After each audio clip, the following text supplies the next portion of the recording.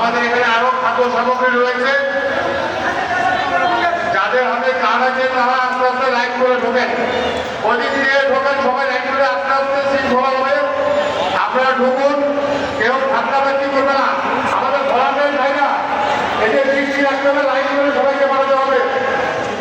এই মাত্র আমাদের মাঠ থেকে চলে গেলেন 20 কোটি জনগণের আশা আকাঙ্ক্ষা প্রতীক গণপ্রজাতন্ত্রী বাংলাদেশ সরকারের মাননীয় প্রধানমন্ত্রী